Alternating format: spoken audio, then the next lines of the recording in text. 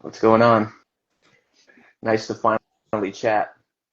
My pleasure. My pleasure. Thanks both of you for taking the time. I think it's really awesome to get the chance to do this sort of conversations with people like you that actually I think the most valuable thing is that you're both in the science field and also in the social media field with all its pros and cons and whatnot.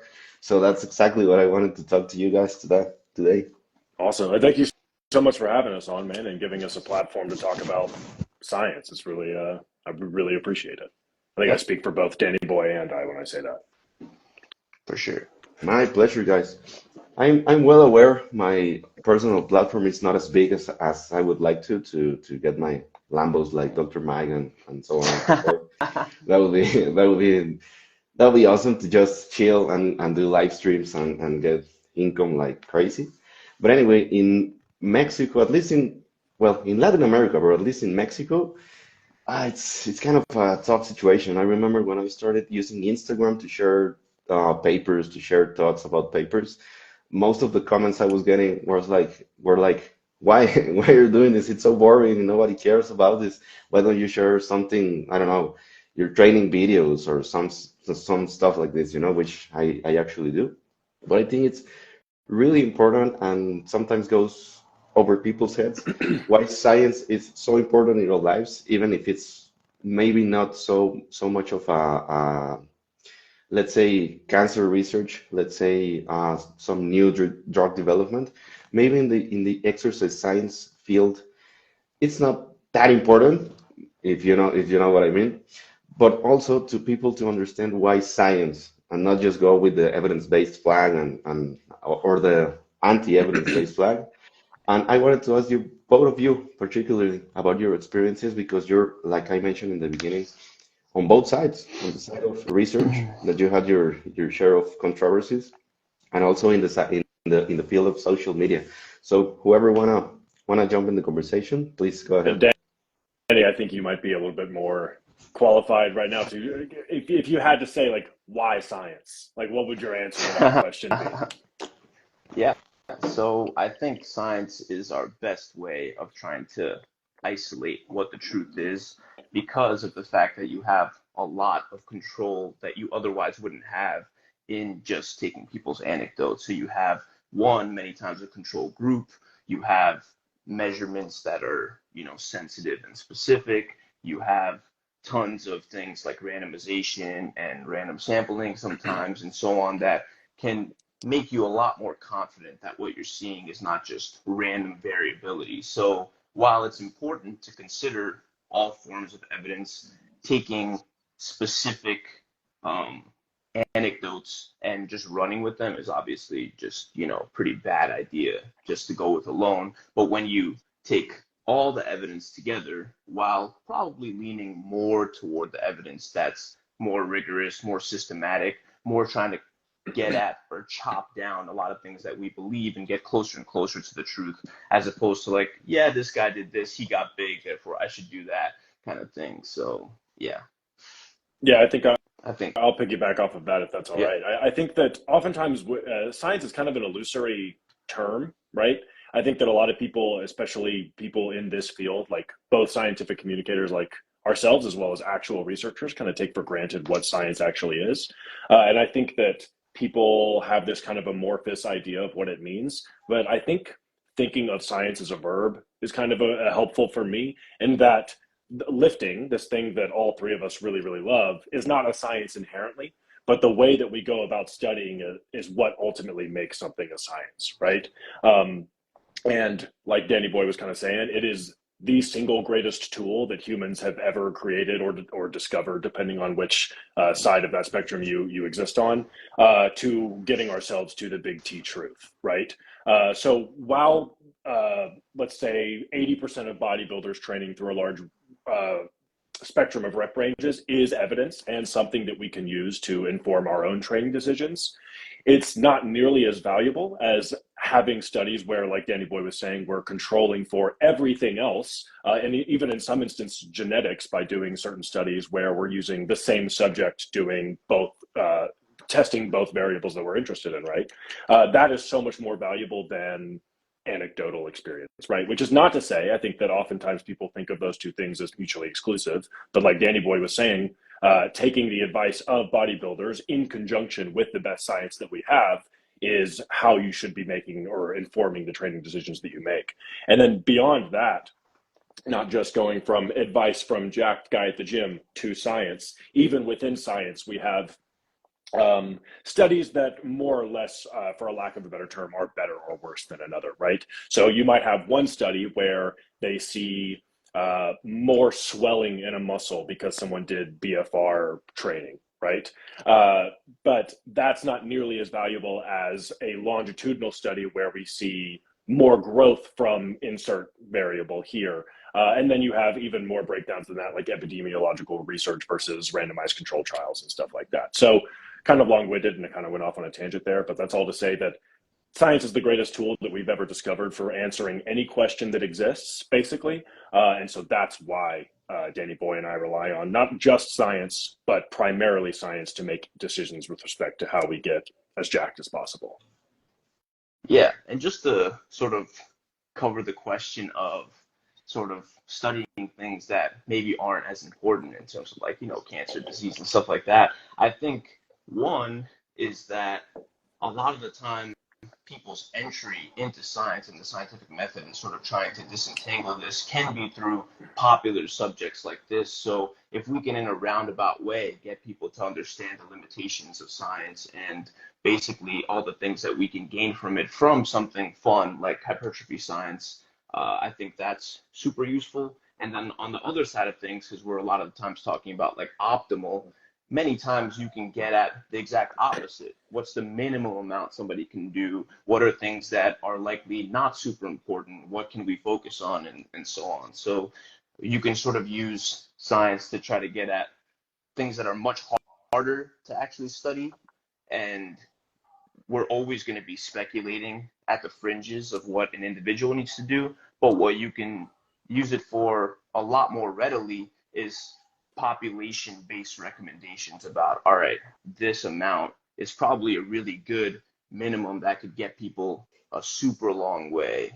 Those are things that I can probably hang my hat on a little bit more than, talking about how to get, the last few millimeters on an already high-level bodybuilder or something like that. Yeah, it's really funny. Sorry, Daniel, to kind of like take over the conversation essentially, but that's the idea. That's the idea, man. About the pointlessness is actually one of the first conversations that Danny Boy and I ever had when we first met. Because I met the guy and I was like, well, holy shit, this guy's like an actual genius. He like probably shouldn't be studying muscle growth. He probably should be doing something that could add a little bit more benefit to the world. But I agree with him in that I always appreciated science and knew that science was a very valuable thing, but it wasn't until I started applying it to something I actually cared about where it kind of opened up oh, wow, this is actually the reasons why it's so valuable. And I think if more people start doing that with the things they're interested in, whether it be cooking or lifting or whatever it may be, that is just an introductory way of showing you why science is valuable and where science's limitations are, right? And I think if more people start applying scientific rigor to just the everyday hobbies that they have in their lives, it'll kind of minimize maybe some like, I don't know, let's just pick a random like vaccination skepticism or something like that, because it shows you like, oh, this scientific thing is like a really self-correcting tool that we have. And it's not just another way of answering questions.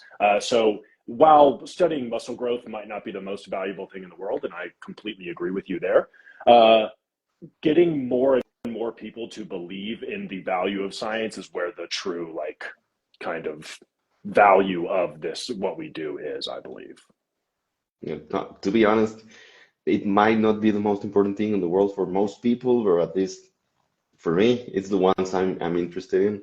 If I see cancer research and disease research in general, I'm like, wow, that's pretty cool. These people are working on this, but I'm like, show me how to get bigger biceps. I know it's just the meaning of life for me. It's simple, but I love it, man. You're preaching to the choir, dude. You're preaching to the choir. Yeah, for real, man. And I think that when we think about science as a tool, one of the subsequent challenges that arises is that it's not an ideology. For instance, one example I can think of is the research on hip thrust and barbell squat that you carried out, Daniel. Some people are really into doing hip thrusts, which is totally fine. It's totally cool. Some people are into barbell squats, but then it becomes this kind of ideology of one people in this camp that hip thrust and the other camp barbell back squats that been happening for years and years on end on the evidence-based field. For instance, the volume wars, I think it was 2016, 2017, and rising again, apparently. And now, one other example I can think of is the resurgence of Mike Mentzer's heavy duty, the low volume, and then the high volume again. So I think for people that consume science or at least are interested in science and what is science and as a tool, evidently, to now be aware that it's not ideology. We're not waving any science flags because it's not like that. And science also challenges to change your mind. And it's perfectly fine to say we were wrong because the limited science that was available at this time, it was limited because maybe the population, maybe because the technology with which we utilize to study said topic. And how do you guys navigate through the waves of changing information, and also because you do science and both communicate science, it can be a little it can be sometimes exhausting that it's not a war against whatever band people are in. How do you guys go about it?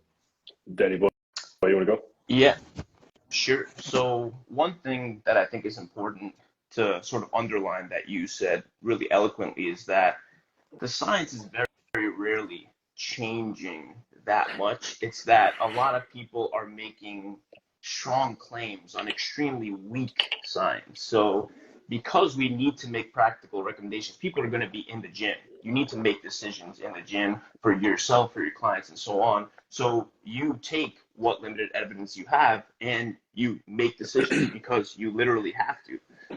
And then people, because they've applied the methods to themselves and to their clients, they develop this, love for a specific method, and they don't. And I get where it's coming from because you don't want to have done wrong by the individuals, and so you basically get ingrained into believing that almost the evidence is stronger than it is for a specific tactic.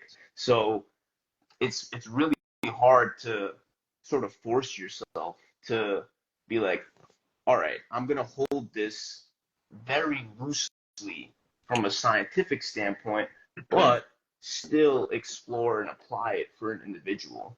And I think that's where people really go wrong. And you see this in other fields too, especially where fields have higher stakes. I really get it. So, for example, in the field of cardiology, there's tons and tons of cardiologists that fought back against stenting. So you put a stent in order to open up a coronary artery. And now we have really good evidence that if you just give people medications, and this is specifically for primary prevention, so not somebody that had a heart attack, but people who haven't had heart attacks, it seems like just giving people the medications, statins, hypertensive medications, and so on, is enough, and stenting is unnecessary. But for years, there were thousands of stents put in because it makes sense. You take a blockage, you remove that blockage, and you get less heart disease, less stroke, less heart attacks, and so on. But now we have really good evidence, multi-center trials with thousands of individuals showing that that just doesn't seem to be the case. But the cardiology community was super slow to sort of annex that because you have to now admit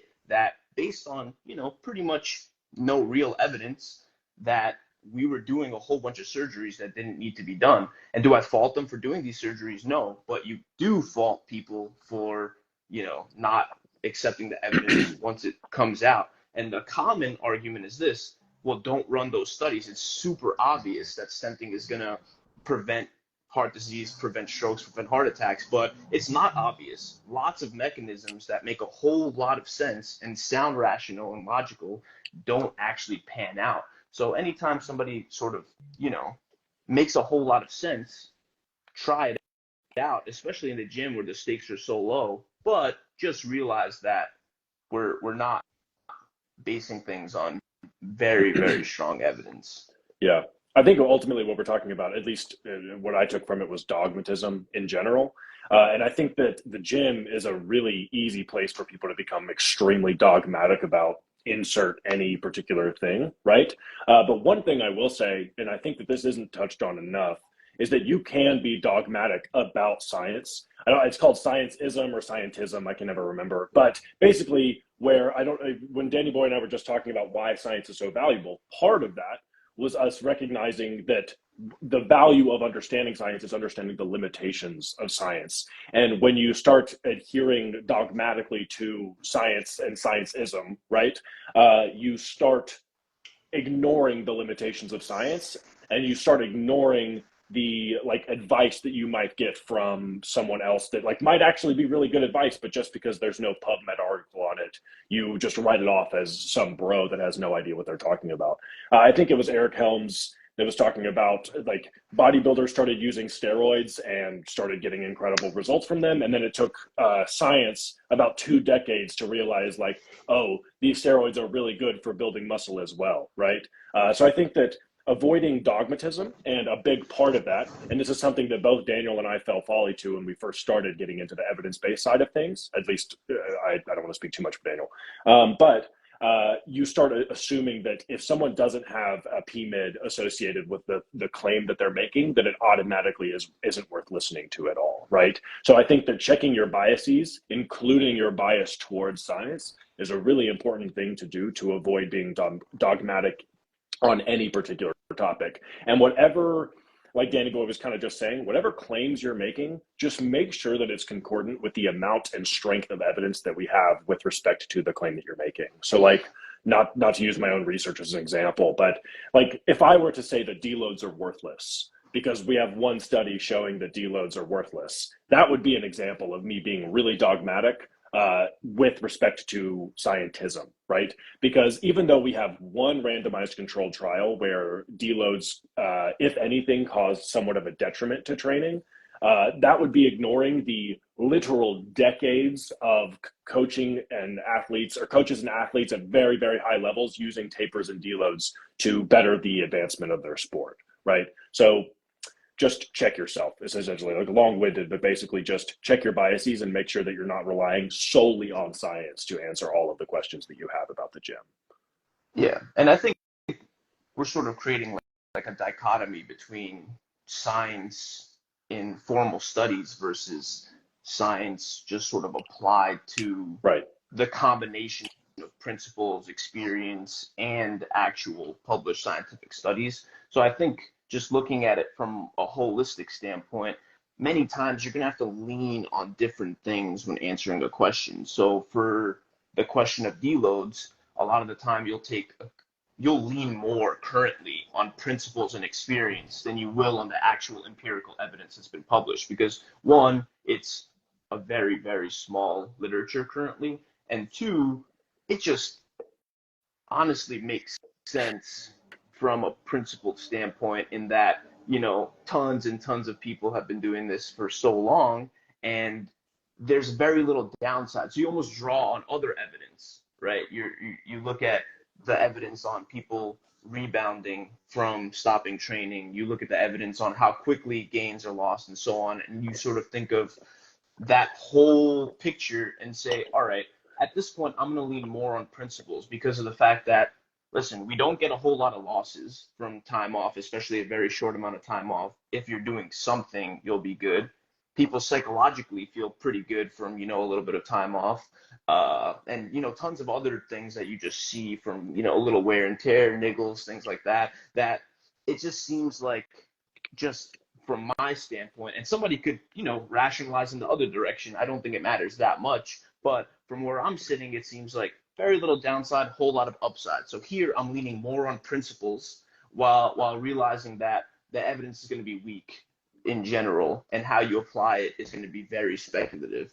But because I know that the evidence is so weak, I can rely more on these other things rather than looking at, the few studies. They're a part of the picture, but they're definitely not going to be the whole reason why I make a decision. The last thing I'll say about that is just that is exactly what I mean by us drawing that dichotomy between using PubMed articles and using advice from bodybuilders is exactly the like amorphous idea that people have of science. Like science is not a PubMed article, right? Science is applying the scientific method to answering questions. And part of that is relying on evidence that isn't published in some peer-reviewed journal. So yeah, I think that was really well said, Danny Boy. And I think there's a really interesting gap between the science on itself as a practice, as a verb, like you mentioned, Max, and social media as a way to elicit emotions, as a way to tell stories, and how this can to be in conflict. For instance, with the dealer example, if you would come to say deloads are worthless, indeed, that's really a more powerful study than telling people, well, maybe based on this research, deloads didn't seem in this particular context to elicit any benefit and so on, which you did, and it's really awesome that you did it that way.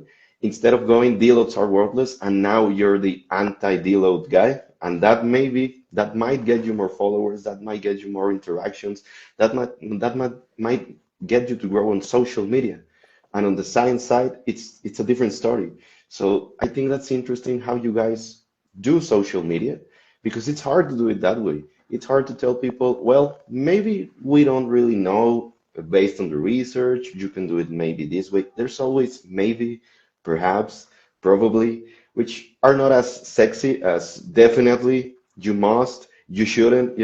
So how do you guys go about this really interesting phenomenon, which can be quite frustrating, and that's where people get really emotional? Go ahead, anymore. The answer is poorly. Yeah. Yeah, you said you had a Obviously. low follower. You have more followers Yeah, than Danny Boy and I I together. think combined, exactly. So, I mean, obviously, so currently I'm, doing my PhD and have a whole lot of other things going on, so I can't necessarily allocate as much time to social media, but I am trying to. So I think three things, maybe two most importantly. If you're gonna make clickbaity type content, at least have one, some semblance of a disclaimer about the limitations, and two, ideally have a resource, whether it's your own or somebody else's, that gives a more holistic, you know, long-winded with all the caveats.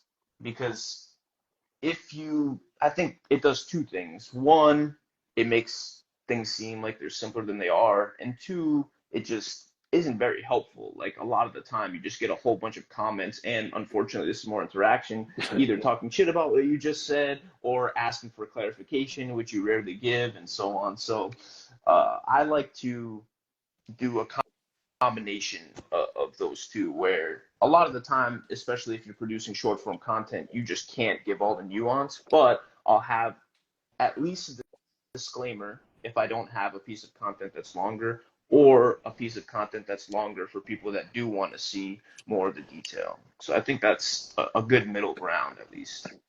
Yeah, I think that each person is going to have a different, um, I hate to say moral compass, but I mean, kind of like so each person is going to have a different way by which they approach balancing clickbait and nuance into a single post on Instagram, right? Like I made a post about why squats are terrible for growing your legs. At least that was the hook of the video. Now, I don't actually think squats are terrible for your growing your legs, and I even make that comment in the video itself.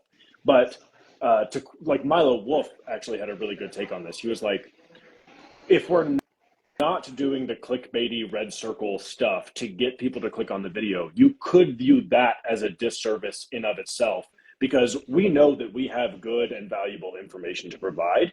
And if we don't do the things that I hate to say our counterparts are doing, meaning like just individuals on social media that don't really care about balancing nuance and clickbaity, they're just trying to get clicks. They're doing everything they can to get as many eyes on the screen as possible.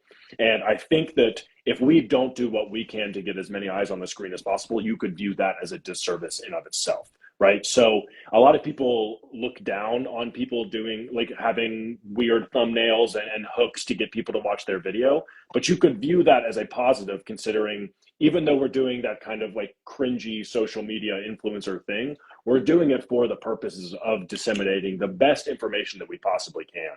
And like Danny Boy was saying with respect to kind of like linking to other more nuanced topics, because like, look, man, I can only make a 60-second video about any given topic as nuanced as possible, right? There are going to be limitations to that, but what I try to do is link to the PubMed articles or the whatever articles that I'm drawing from in the things that I'm saying. Those citations are almost always linked in the description of my Instagram videos so that people can go form their own opinion on them, right? And then we also have, like Danny Boy and I have a podcast that we do where we talk about just about everything that I've talked about on my Instagram thus far in a lot more detail than I'm able to provide in a 60-second video. So I think that that balance is not something that Danny Boy and I have an answer to by any means. I don't think anyone really does. And it's always going to come down to what you feel most comfortable giving and taking, right? With respect to, do you want to be more nuanced and a little bit less clickbaity, or do you want to be a little bit more clickbaity and a little bit less nuanced? Like, it's ultimately going to come down to a balance. I think semantic tricks are kind of like what I use, like using words like probably and likely and potentially, like just throwing that word into a sentence, it makes it a little less sexy for sure, but it also saves your ass a lot when you make a claim that might not necessarily be entirely true, right? So I even call it a semantic trick because at the end of the day, it is kind of a trick. Like, I'm saying something very confidently, but I throw in one little clarifying word in there that I can rely on and be like, look, I said probably, so you can't say that I said that thing definitively by any means. But even that, like, some people might view that as like a somewhat immoral thing to do, but I feel somewhat comfortable with it personally. Yeah, I think I pretty much agree fully, but there's obviously going to be a whole bunch of gray area when it comes to how to actually apply this, because I could see both arguments for sure in terms of, one, the type of people that are going to sort of fall for the clickbait are less likely to be the people that, dive into the nuance. But do we want all the most popular people to be the people who are willing to, draw people in with those clickbait hooks and so on? So it's a really hard question to answer, and I don't have a good answer. I personally don't feel super comfortable. Basically, I veer on the side of less, just because I think that if you create a following that is going to be more likely to, follow the nuance and read the full article, then they're going to be the people who I resonate with. So this is just a personal thing for me. They're going to be people that I want to interact with, and people who aren't just going to, dismiss stuff offhand. And they're also going to be the people that are more likely to buy your products or your books and so on. So I think people just need to sometimes think about who they're trying to attract, because many times the same people who are kind of complaining are the ones that are using all these tactics, but then complain that their audience is not understanding nuance when they actually do present it. So, it's always going to be a catch-22 on that front. So, yeah, no good answer, but I definitely veer on the side of trying to sort of just stay the course and not be too, flashy or clickbaity. Yeah, that's a really tricky one. And I just wanted to highlight a comment by Coach Kasim, shout out. He says clickbait plus disclaimer is still 90% plus clickbait. And he also mentions that a significant lower percentage of people are going to read the disclaimer, and arguably those that do are the less likely to fall into the trap of clickbait. Which, yeah, I think I agree with that one. And that's why it makes it so difficult, for instance, with bigger accounts. I can think of, let's say, Brett Contreras. We could think, okay, what is his target audience? Maybe it's people in the, let's say, geeks that want the research, that read the research, but mostly there's not people in that camp.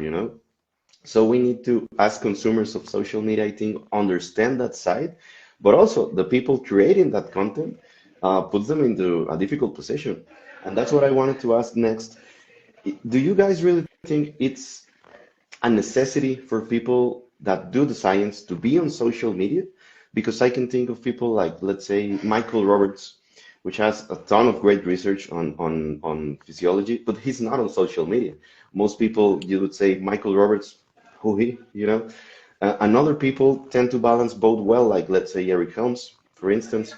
And some people are more honestly on the side of clickbait, like my man Brett Contreras. No, no, nothing against him, for real, for real. So, do you guys think it's nowadays a necessity for people doing science to be also on social media, or maybe we should keep both like on themselves? Go for it, I Max. mean, so to say it's a necessity, of course not. Like, I don't think Michael Roberts needs to keep producing incredible research in applied and molecular physiology, and that is what he's really fucking good at. So he should keep doing it. And he probably, I mean, he's a really, really smart, wonderful guy. So Danny Boy and I both have had the pleasure of working under Michael Roberts, actually, which is really cool. That's Um, awesome. and yeah, and like he probably would be really, really good at social media if he wanted to be, but he doesn't, and he doesn't need to be because he's doing his own thing and producing really incredible research. And fortunately, we have people like you and people like well, just other scientific communicators that aren't involved in research that are doing a really, really good job, right? And I think that that whole like division of labor thing kind of makes for better content in general, meaning like someone that's just focusing on content and just focusing on disseminating the information is going to be better than someone who's doing both, right? Mm. And vice versa, someone who is just focusing on doing research is going to be better at doing that than someone who's trying to focus on doing research and focus on disseminating that research to as many people as possible. Now, the other side of that coin is ideally, we would have people that are directly involved in research also trying to get out there and get the message to people because they're going to be the ones giving the most nuanced takes, the ones that are going to be the most informed on any given topic and are likely not going to be the people to mislead anyone.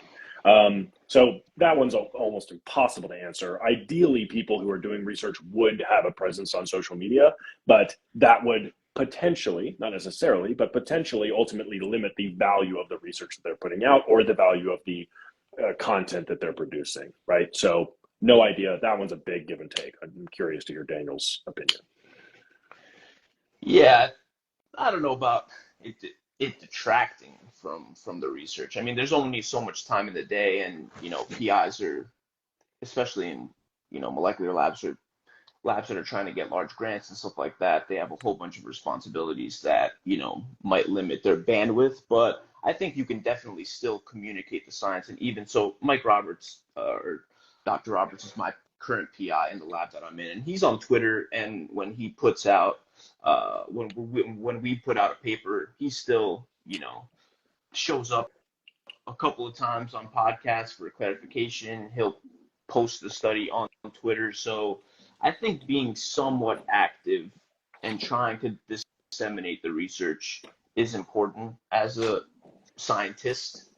And I think that if we only leave it to science communicators, that would probably be definitely a net loss. So I think there's always going to be a balance there, and you wouldn't really expect scientists to be science communicators because that's another full-time job. But I definitely think they should be involved, and many times more than they are. There tends to be sort of an ivory tower type, all these people who are communicating the science are kind of bastardizing it, getting it wrong, and so on. But at the same time, they're the same people that aren't making the effort to actually set the record straight, quote unquote. So I do definitely think there should be communication both ways, and even if it's minimal, but still present, trying to get things right, trying to communicate it with nuance. Maybe not necessarily, diving into the comment section and worrying about, what the random person who's faceless has to say about your research, but definitely trying to sort of get the word out there, I think is really important as a scientist as well. Yeah. So you'll see Nobel laureates like literally get shit on in every field on Twitter, and it's just mind-boggling to me. But yeah, I think they can, as long as, and that's honestly why they get discouraged sometimes. But I think just sort of tune that out and just keep plowing through and putting it out there. Yeah.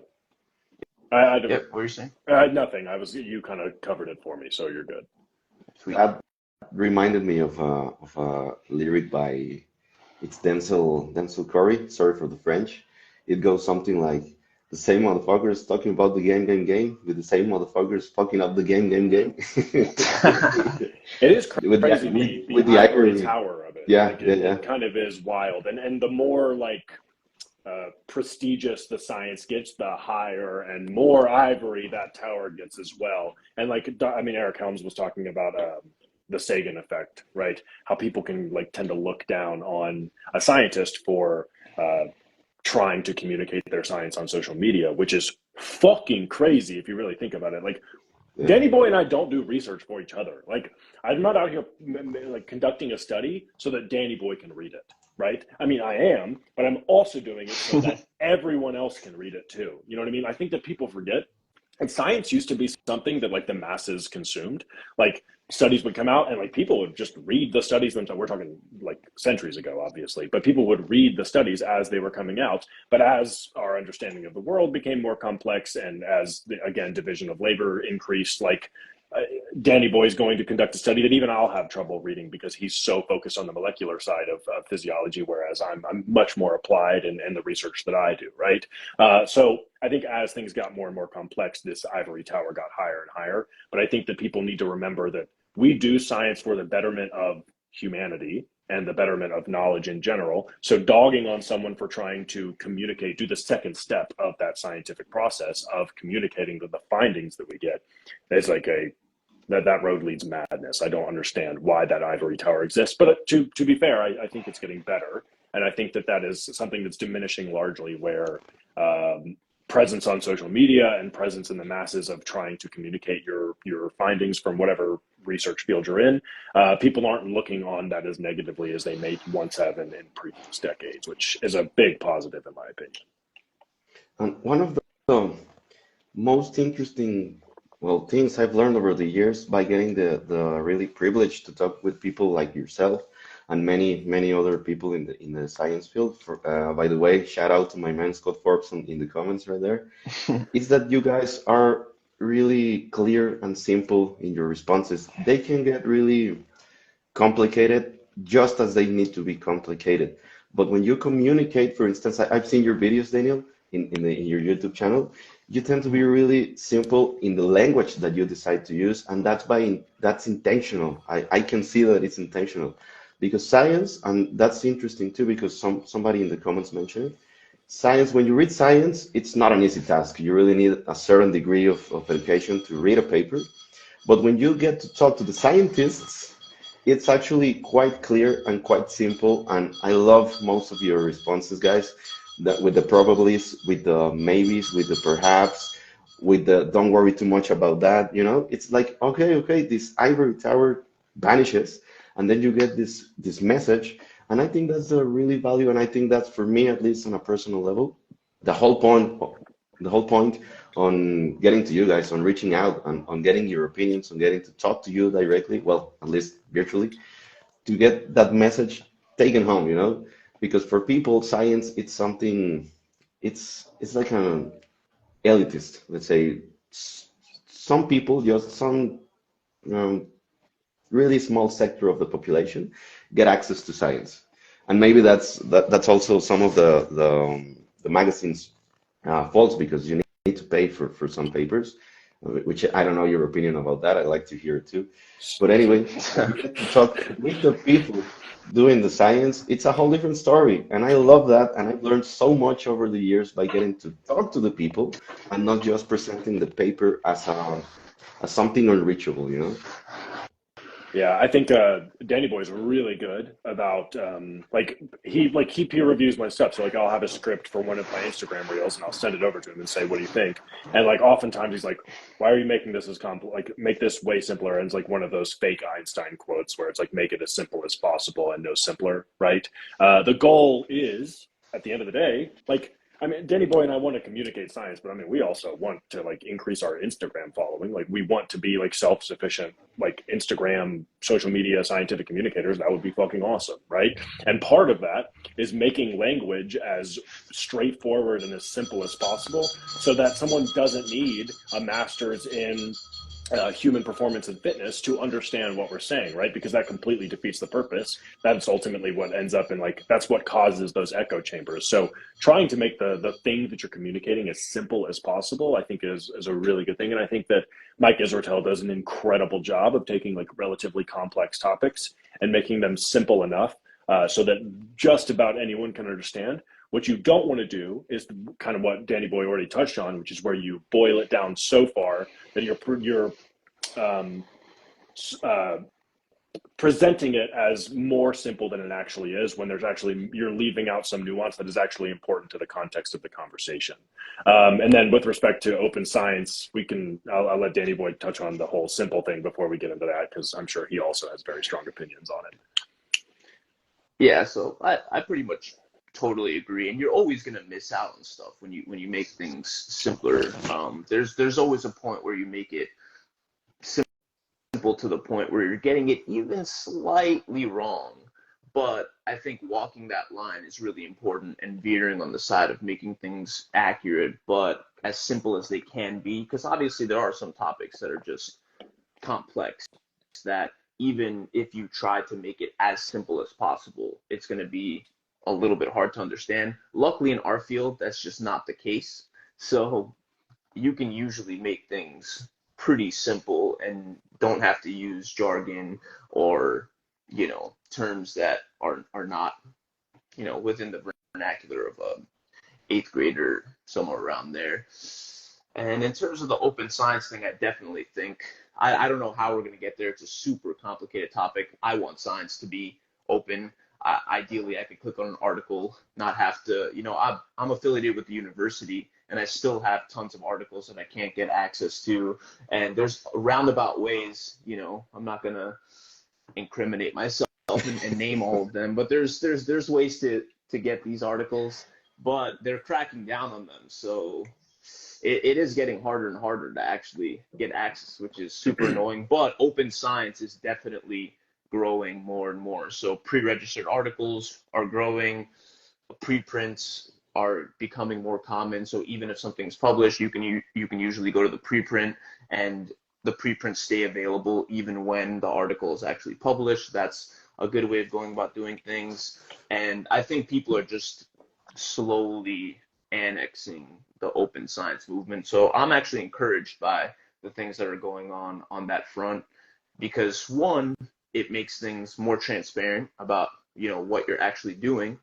And two, I think that people are more likely to interact with it when they can actually, when things aren't constantly like paywall. Like if we're doing this for people, like it should be available to them. I could see the argument on the other side, like see it, but I definitely don't agree with it, where it's like, oh, if it should only be for the people that can actually interpret it correctly, which, that's part of the problem, and that you want practical takeaways, things that are understandable, even if you go into the complexities in the actual scientific article, no matter the field, especially when it comes to medicine and things that are applied topics. I think that you should have sections within the paper that are interpretable by the individuals that can benefit from it.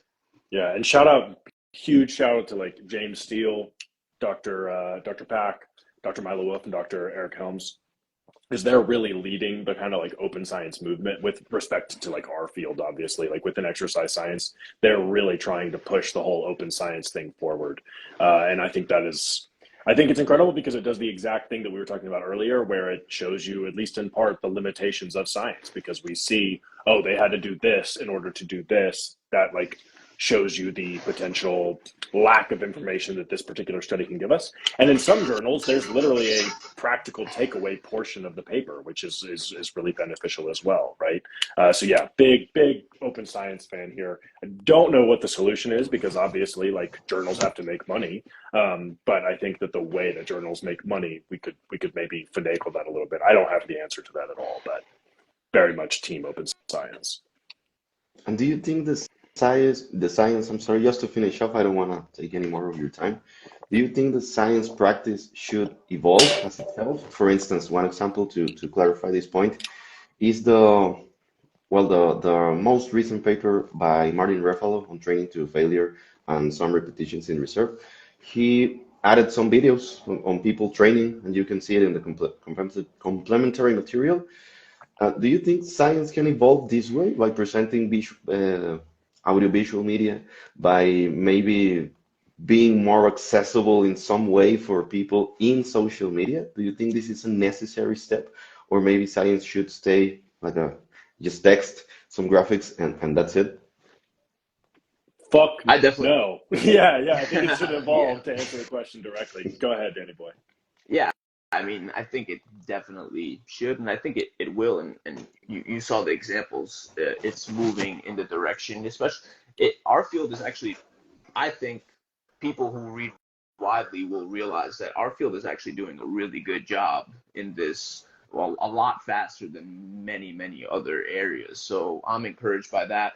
But people also need to realize that depending on which school you're at and what you're affiliated with, the IRBs and the people that are approving a lot of this stuff might be some really old dudes that are not in the field that you're actually in. There's some cardiovascular researcher or something like that that's like, who the not only is it like, no, there's no way we're doing this, but who the hell cares kind of thing. So they just are not people that you'll convince that this is a necessary thing.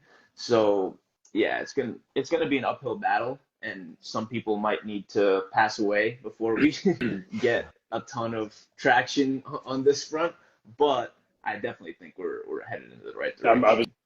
going to bring up the IRB too, because a bunch of scientists in the 50s and 70s giving acid to schizophrenic pregnant women kind of fucked up science for us. And now we can't do whatever we want. We have to present every study that we're going to do to an ethics board, which is good. It's very good that we have ethics boards because of the exact thing I just mentioned.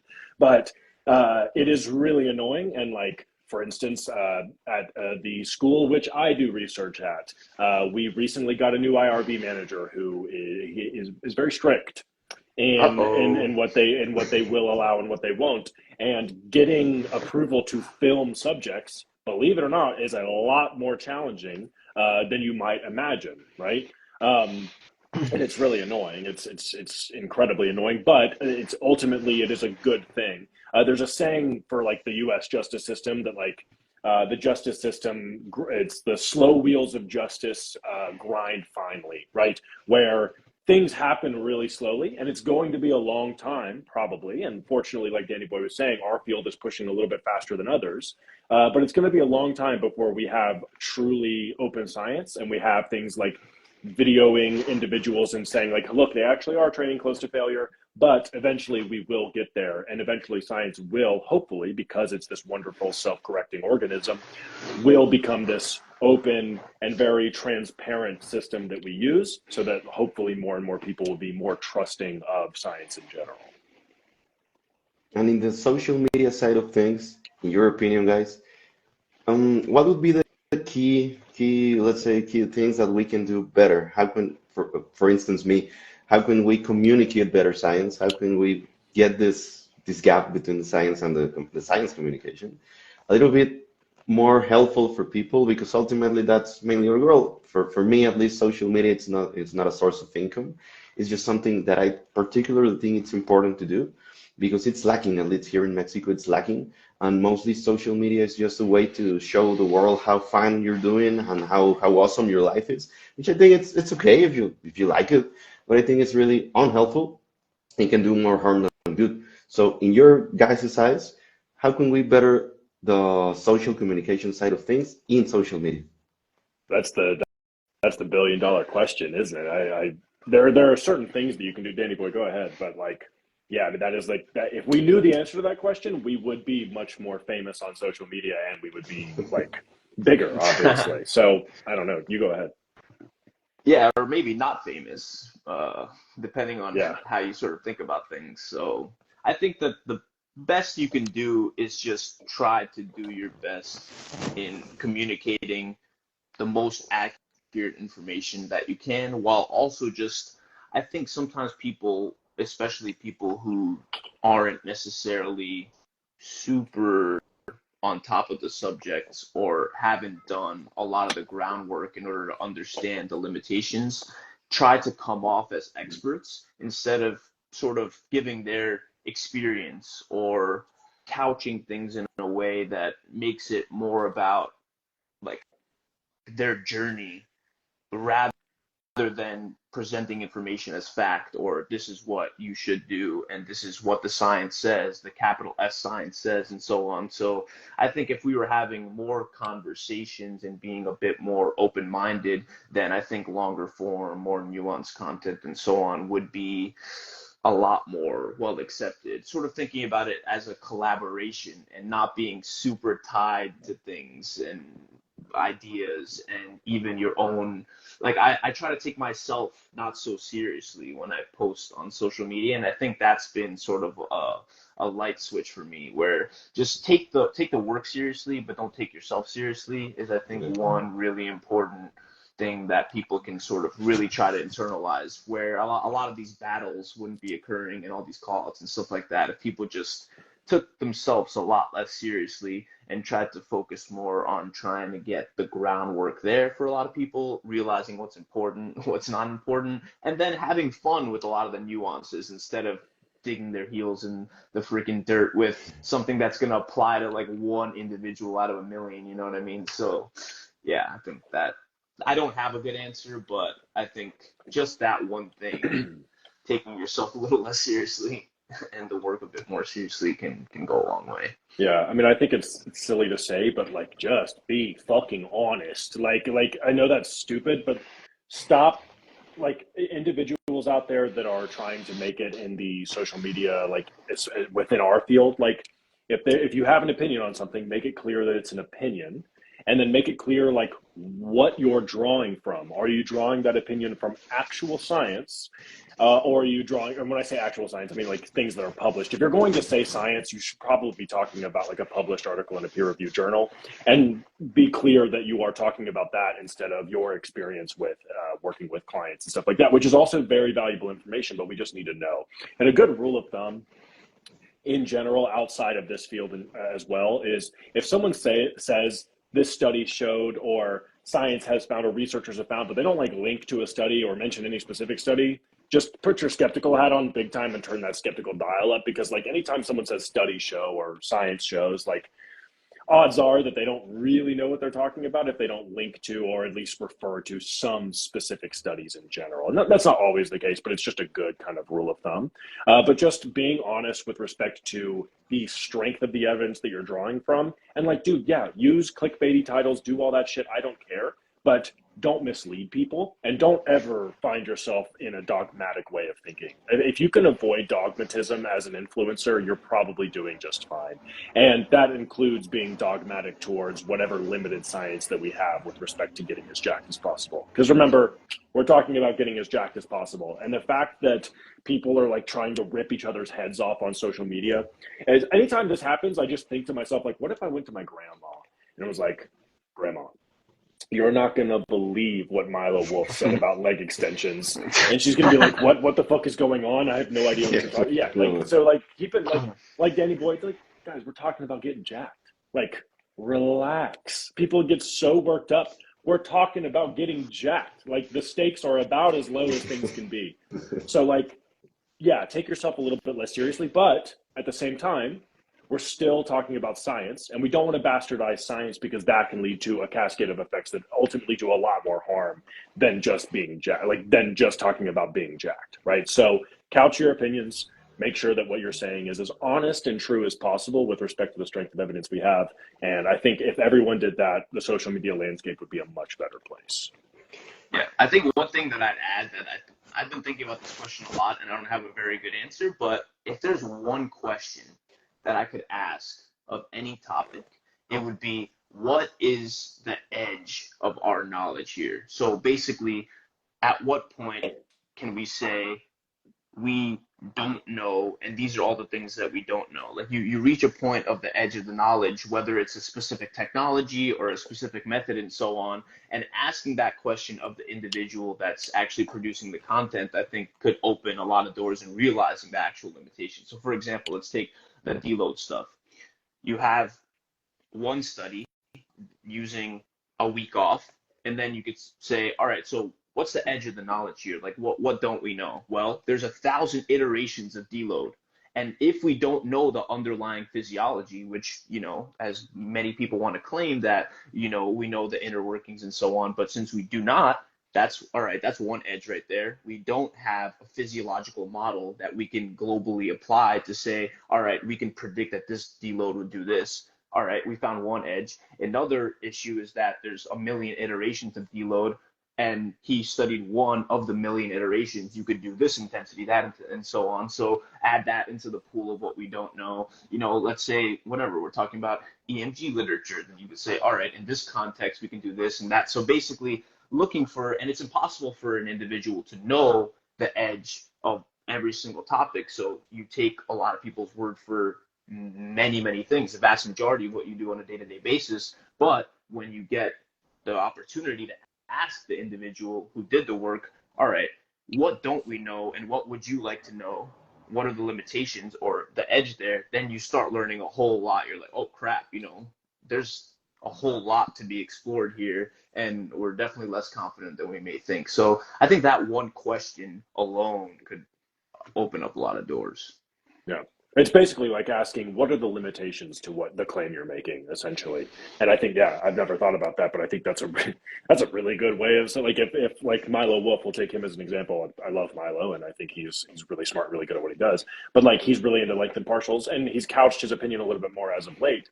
But if you were to ask him, like, hey, what are the limitations of the length and partial research that we have? He would give you a list, like 10 pages long of what we don't know with respect to length and partials, which would be like, oh, okay, so maybe we shouldn't like only use them because there's clearly so much that we don't know. I think that's really beautifully said, Danny boy. Well done. Thank you, sir. Yeah, that reminded me, I think it was an Instagram post by Brett Contreras with limitations on things we don't really know, we're not sure. And I thought that was genius. That was really helpful.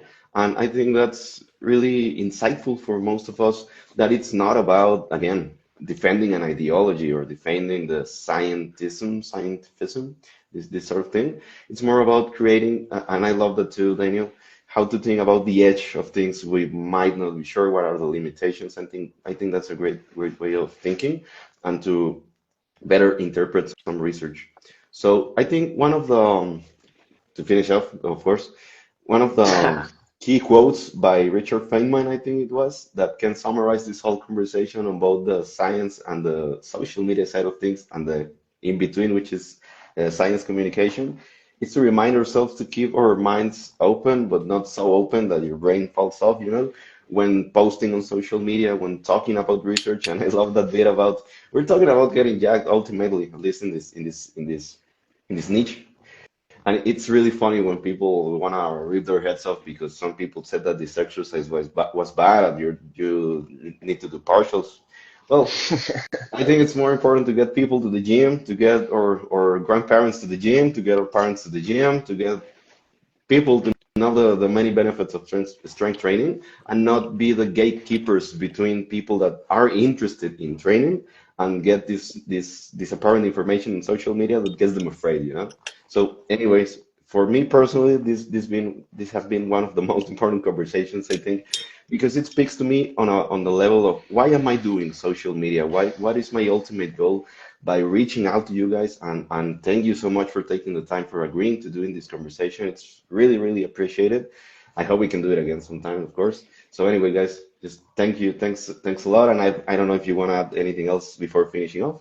No, thank you, man. Seriously, like we need more people trying to like get actual science, not to call me and Danny Boy actual scientists, but like we need more people doing exactly what you're doing, where you're trying to communicate the most honest opinions that you have and give people like Danny Boy and I actual platforms to discuss this stuff on. So thank you for having us on. And I speak for both of us when I say we'll take any opportunity to talk about getting jacked that we can. Yeah, Appreciate it, man. Thanks a lot, man. Thanks for having us. Max always says it well, so I'm not going to try to follow that too much. He speaks to me all the time. I take him everywhere I go. Yeah, well, if I don't, he just starts talking about edging and all the edges of knowledge and stuff. And if we don't capture him, it gets really out of hand really quickly. So we have to cut him off. Using signs to edge is my next video. We should do t-shirts with that The phrase Edging science to edge, knowledge. edging knowledge. Edging your way to scientific knowledge. I love it. Where's Omar East? I'm gonna call him. Let's Ugh. do it. Oh, that would be a great rascal apparel shirt, right? And some futuristic glasses on, etching science, that would be a hit. So The anyway, guys, edge I don't want of to science. the edge of science. That I was think I'm good. gonna do something with that one. The edge of science. I don't Perfect. want to take any more of your time, please. I don't know what else to say. Just thank you so much. It's really appreciated. Anytime you want to chat, I'm more than open. And I hope we can meet sometime in person. It will be a For great, a sure. great privilege and pleasure. Please, man. Yeah, for sure. Absolutely. If you're ever in New York,